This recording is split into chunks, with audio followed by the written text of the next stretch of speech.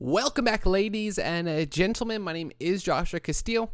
Thank you for joining me here on the channel. If you're interested in value investing, interested in value investors, if you're interested in kind of just getting to know the market a little bit more, you have found the right channel. Make sure to subscribe, like down below if you enjoyed this video.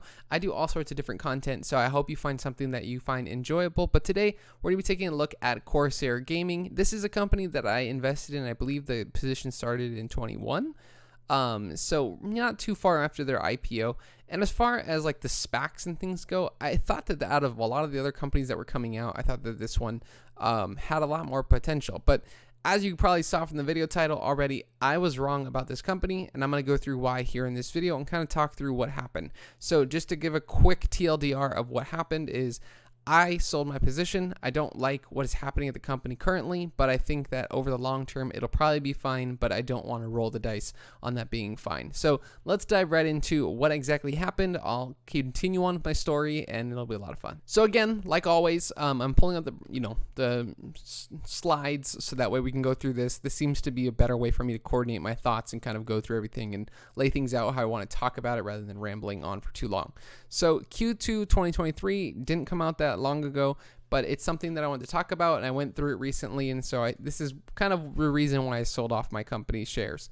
So overall, the balance sheet leading off this kind of slideshow, the balance sheet wasn't terrible. I mean, it's not great as far as some other companies go, but it's not bad. I mean, the between 6 months ago and now, nothing too crazy happened. Not surprising again. Really the big thing is just the cash and cash equivalents went up just a slight amount, and as well as their inventory has kind of leveled out. And I don't have the last quarter, but really their inventory has leveled out since last year. So that's something good that I like seeing. Their goodwill is up slightly. It'll be up a little bit more. They recently did an acquisition, so we haven't gotten any news as to what that amounts are and everything that's going to be associated with that. So we'll probably see it in the next quarter's earnings. But I'm not too concerned with that right now. Again, their debt maturing. You'll see the long-term debt and kind of the payoff of that here in a couple of slides. But really, their debt is a big piece of their business. So, but overall, relatively flat. Nothing too crazy happening. Moving on to their net income statement. This was one of the things where, and normally what happens is like a lot of these companies, I'm not paying attention to every single news cycle thing that comes through. So a lot of times when they report that first couple of days, I don't really care that much. I just kind of look at the notification. If it's important, cool. If it's not. So for this one, I saw, they had a gap, net income or EPS of 1 cent. And I was like, cool. They didn't report a negative, net income this quarter. I was wrong. They just kind of gapped it away with how they did it. So net revenue was $325 million versus $283 million last year, an increase of 14%. Again, last year was a real bad year for this company. Net income attributable to common shares was $1.1 million, net income of 1 cent. Compared to a net loss of $59 million last year, a net loss of 62 cents in the second quarter of 2022. So you can look, you can compare and, do all the numbers and whatever, but really for me, the story is the net revenue and the inventory seems to be leveling, which is really good. And it seems like the revenue is picking back up from kind of where it was a few years ago. And it seems like pre-pandemic is sort of coming back. So that's an interesting thing to watch as far as what is happening. So you can see their gross profit being $82 million.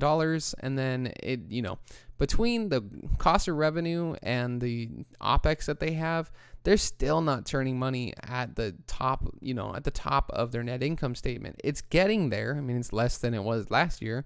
And on a 6-month basis, it's way less than it was last year. So they're getting there. But again, it's still something that you have to pay attention to. It's not something that you can just ignore. You have a company that's been losing money and they, haven't been able to make it. So that's something to pay attention to. So continuing on though, their interest expense is up pretty big, versus last year. And I'm going to show you that too.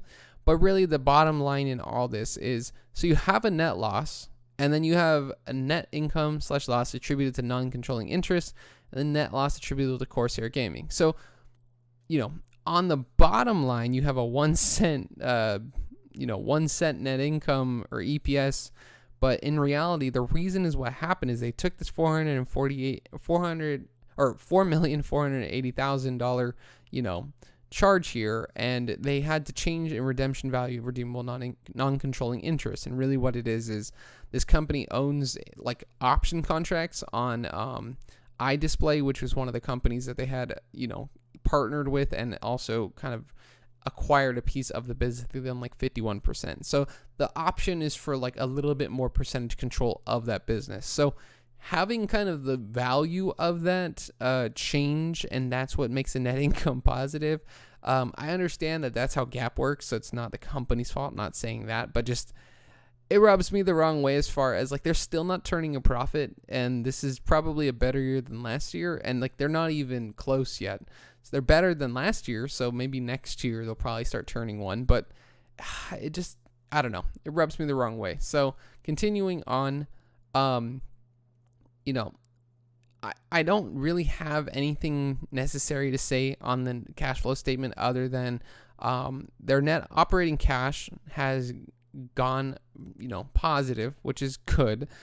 You can see versus last year, it's much higher. And then again, that's a Q1 was a big piece in that. But inventories obviously have played a role in a lot of that as well. So, you have, $2.146 million basically in operating cash, and they bought $2.78 million worth of property and plant and equipment.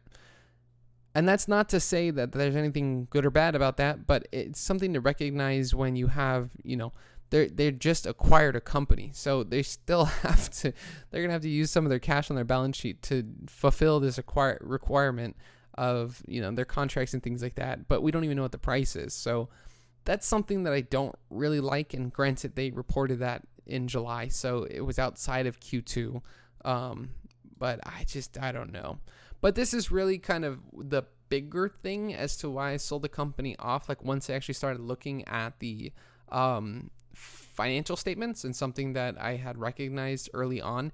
So really what had happened is they had a loan, they refinanced it, and got this sort of, variable interest rate loan, which is that contractual interest expense for term loan. That's what it's happening. It's that term loan actually is a variable interest rate.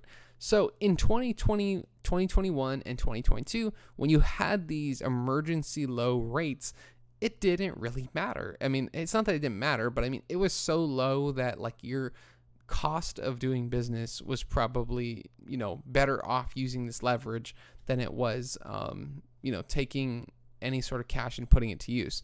So the thing I want to note at the top is the effective interest rate inclusive of the debt discount and debt issuance costs was approximately 7.67% and 2.13% for the 3 months ended June 2023 and June 2022, and was approximately 7.36%, 1.81% for the 6 months ended June 2023 and June 2022.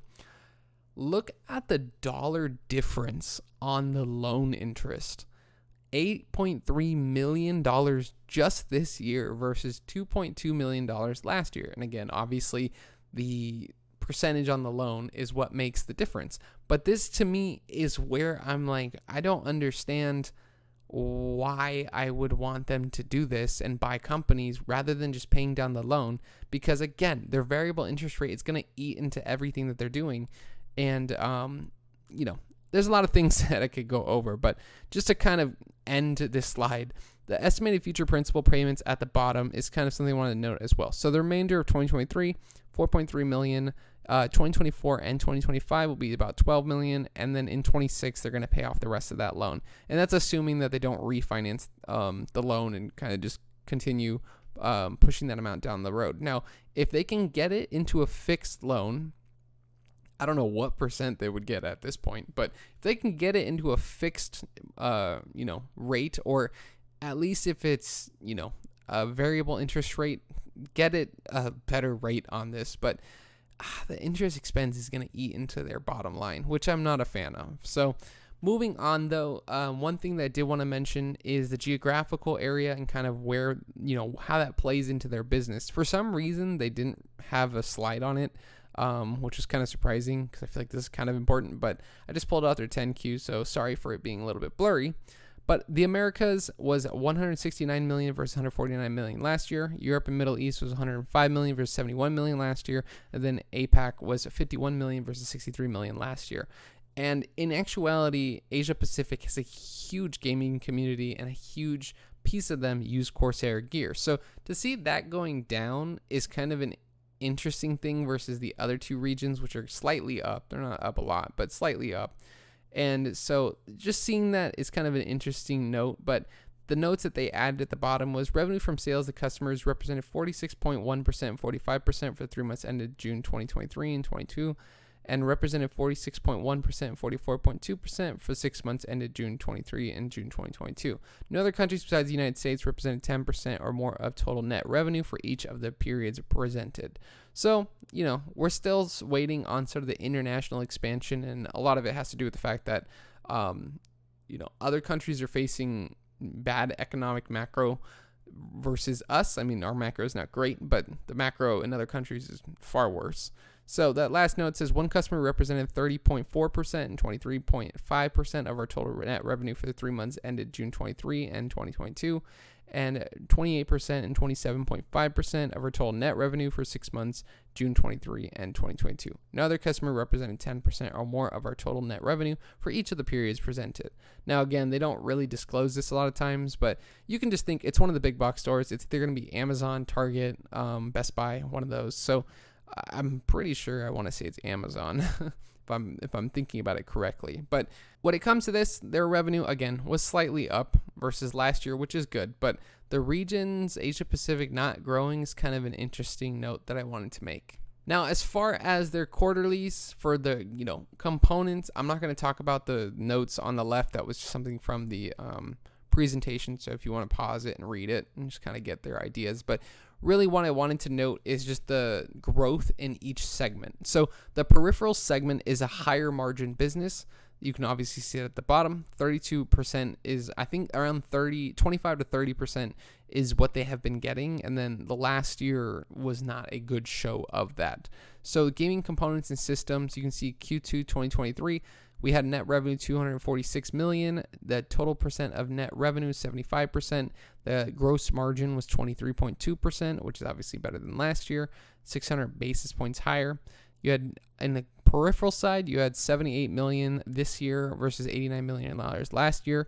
The gross margin on that was 32%, and that's a 710 basis point increase. But granted, the net revenue went down. And they noted that in their call and kind of talked through what they're seeing. And a lot of it has to do with the fact that people are upgrading systems. They're not necessarily upgrading their peripherals, because you don't really need to upgrade your peripherals all that much, versus for systems, when new games come out, it's always new requirements that require more gear, better gear, more expensive gear. So a lot of people have to just kind of buy the next new thing when things come out. One thing I did want to note too is that inside their presentation, they show their market share. So you can see over the last couple of quarters, their market share has expanded, meaningfully. As far as the U.S. market share goes, you can see their memory has gone up quite a bit. Their components is starting to level out at around the 45% range, but versus other companies, this company is probably the dominant piece in the PC gaming market and kind of the gaming market in general as far as peripherals and components and things like that go.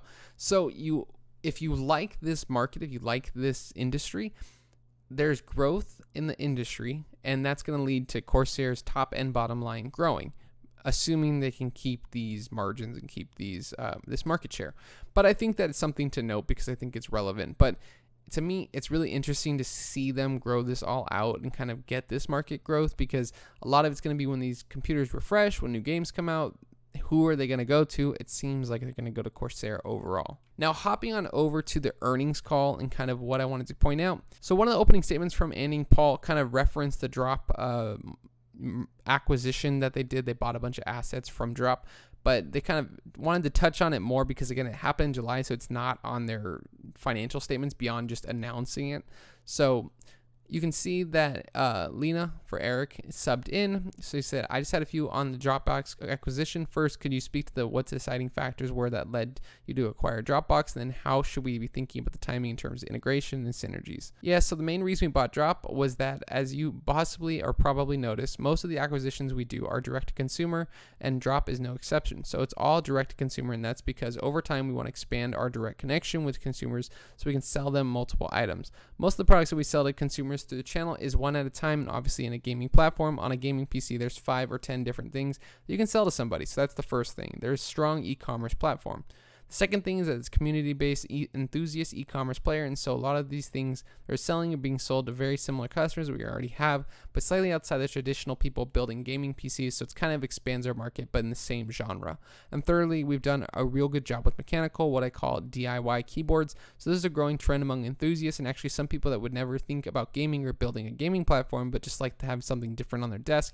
And these are keyboards that you can have a variety of different key switches, keycaps, and you can change them like clothes from every few months. If you've never seen Drop before, it's one of my favorite websites for gaming and just peripherals and things like that, and sorts of tech gear. It's kind of like a way that the website itself will kind of curate different things that you may or may not want. And you can kind of decide. You don't have to like buy something if you don't like it, but it's kind of like a more niche way of finding things, and a lot of times it's high-end things. So getting involved with Drop is kind of a very good thing to synergize with. I'm curious again, what price did they pay for these Drop assets? I don't think they bought the whole company. I think they bought a piece of it. So I'm curious to see what they bought, why they bought it, and kind of go into that more. But again, you won't know until next quarter what they're looking at. But I think that from Corsair's perspective, it's one of those, we want to expand our peripherals reach even more. So to do that, you need to get into where are these people buying these peripherals from. So, and the thing is too, is, and they kind of mentioned it throughout the earnings call, was they have the kind of the road already, and so bringing on this Drop into their ecosystem, I think I said Dropbox earlier, which I'm very sorry for, I recorded it before this video, but bringing Drop into their ecosystem is basically going to give Drop an accelerated runway to be able to get into different big box stores that they wouldn't have been able to get into on their own, because Drop now won't have to worry about the general administrative, they won't have to worry about the freight and the shipping. All of that will be done by Corsair. So it'll be interesting to see if they can do the same thing with Drop that they did with Elgato and actually build out this platform even further and get it kind of more heavily expanded to an audience that they don't currently have. The other thing that I wanted to mention is why I sold. What in the world is happening? Why did I sell this company? Josh, you're a value investor. You're trying to do value investing things and hold for the long term and all that good stuff. So I wanted to kind of bring it back to the end of last year and what I saw them do and where I think the company is going in the short term. I don't know where it's going to go in the long term. I think they'll be fine in the long term, but I learned my lesson from some of the other companies that I probably should make a video on, just kind of doing like a post-mortem of 2 companies that I had lost a lot of money on. But really what I learned is that, like, if I'm seeing something that's shaky and it's to the point where it's, it's not short-term headwinds, it's like actually something that I don't necessarily agree with, I need to address it. And this is where that comes from. So back in 2022, towards the end, I think it was like around November, pretty much end of November into December kind of time frame, they announced a, public offering of stock. Granted, a lot of the stock went to their owners, basically. So $40 million with the shares was offered to EagleTree, which EagleTree owns a majority of Corsair. They own a lot of Corsair. So in that respect, it was basically the owners buying their own shares kind of thing. But it just, when you own the company and you see a company like this, having to sell stock because they need the money. And I think they used that $11 million additional share of common stock when they sold. But basically what had happened is they sold stock, got $75 million, and then used that money as kind of a way to upgrade their liquidity and upgrade the cash in the balance sheet, which I don't blame them for. I think that the company was in a spot where, they took advantage of the pricing of the company, which again, I don't blame them for. But when you look at the cash and cash equivalents at the bottom there, and again, I pulled this from Ticker, but you can see yeah, the last couple of quarters leading into that. So you had in December 21 was 62 million, March 2022, 29 million, June of 2022, 35 million, September of 2022, 57 million, and then the public offering happened. So going into the end of December, they had 150 million, and basically this quarter they have 181 million. And I am fine actually with the cash, and I'm glad that they did that. I think it's good for the company. But again, when you have a lot of debt on the balance sheet, and you're making mergers and acquisitions and doing things, I don't necessarily agree with it. And a lot of it has to do with the fact that the Fed rate will probably be higher. In the way I'm looking at this, the Fed rate will probably be higher for longer term. I don't know if it'll stay where it's at right now. It might drop down to 3 or 4%, but still, that's a sizable interest expense that they now have to pay that wasn't originally part of their net income. And again, it lowers their net income substantially when they're not making a lot of margin as is. So you have a company that is offering stock, and again, they probably did it and probably don't have to do it again. I don't know what Drop's going to cost. I don't like that. I don't know. So for me, this will be something that'll go back on the watch list. I sold off. I think I was down like 30% on the company, as far as the stock price versus what I bought it at. I sold off because I think I bought at too high of a valuation, and I overestimated originally, what I was looking at, which, their revenue was closer to, I think it was like 1.7, 1.8, 1.9 billion dollars is when I initially looked at this. So to have their revenue drop like that obviously doesn't help the whole situation.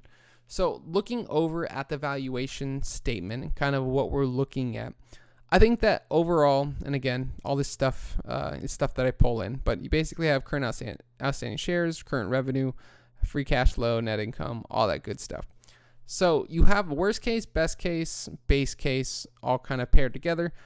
Normally, I'm like, it's got to be between worst case, base case. So worst case is 0% revenue growth. Mid case is 2% revenue growth. And on the high end, it's 4% revenue growth. And this is going for the next 7 years. So I don't know if what they're estimating for next year is going to be correct. The profit margin and free cash flow margin, I think that given that they're doing a lot of this on their own and it's direct to consumer and all that stuff, this is probably in the range of what's going to be correct. The terminal price to free cash flow and PE are probably going to be between 14 and 20. Unless they can somehow, do a crazy amount of growth, it'll probably go to 20, but it'll probably stay in the 15 to 20 range is my guess. So all in all, the fair value that I'm estimating is about $10. And I think I bought this just shy above a 20, maybe like 2021. I'll have to go look back later. But what I wanted to show you, because it kind of all culminated into this. So I'm looking at the valuation. I'm saying, okay, $10, stock price is currently $14. Okay. So do I want to buy, or do I want to sell, or do I want to hold? And that's kind of the decision I came up to. And looking at the valuation today, the price of free cash flow for the next, 12 months, through the next 4 quarters, is basically a 16.78. Now that is down. It used to be around a 10 and 11, but it is down. So that's pretty good. The PE is 2021. I don't really like that. If you look at it today, their PE is basically 406 according to the ticker, and it's around 17 for the free cash flow. So you're paying kind of a primo pricing basically for a company that's probably not going to grow that much faster. If you look at the estimates on ticker, 7% is what they're estimating for this year, and then 12% is what they are estimating for next year. And again, if you look at 2021's numbers, they were at almost $2 billion. They hit $1.9 billion. And then it dropped to 1.3. So they're basically clawing their way back to where they were in 2021. And I don't know if I agree with the free cash flow. I don't know if I can justify paying, 18, 17, 16 for this company right now, given where they're at, as well as I just don't care for the way that their leverage is as is. And I'm not really 100% certain on this company anymore. So rather than trying to play the game of like what may happen next, I'm just saying I'm selling off now. I'll come back to it if I need to. It's something I'll watch and see if I was wrong. I think that over the long term, if this company continues growing, I think that I'll probably be wrong today and I'll look back at this video and go, damn, I wish I would have held. But, you know, as of making this video, their total debt to EBITDA is almost 4. I know that they mentioned that they have liquidity and that they're not leveraged out. But again, the whole interest expense being what it is, and paying attention to that, and then the fact that the only reason that their cash is up where it is because they issued so much stock. So for me, I sold out this company. I hope I don't need to like over explain it, but really for me, it's the uncertainty in the end, and I don't like that. And a lot of it has to do with the fact that, you know, the price of a company, you know, Mr. Market's going to go up and down all the time. But sometimes there's a reason that the sell-off happens. So there's a reason that it went from 20 to 14 very recently. And I think a lot of it has to do with the uncertainty of the company going into the future. And on the macro backdrop that we're on, I think that there's other risk to reward out there that I can find using that cash. And it clears up a little bit of cash for me to be able to put into other companies. So I'm not selling this as like an admission of like, this company will never do well. It's more, I think I bought at the wrong price. I think I overvalued this company at the time that I bought it. And I think that there's other opportunities for a risk to reward perspective that I think I can get today with that cash. So if you want to see more about the kind of ideas, and you know, if you like me explaining why I was wrong, let me know down below in the comments if you've done anything like this. I definitely do. I have 2 postmortems that I want to do. So let me know if you want to see those. I'm excited to kind of go over them. But as far as this company, we'll have to keep track of it on the watch list. But for right now, we're not going to leave it in the portfolio. We're going to find some other opportunities. And I'm probably going to do a kind of like 5 stocks to research for September video. So stay tuned for that. I hope you have a great day and happy investing.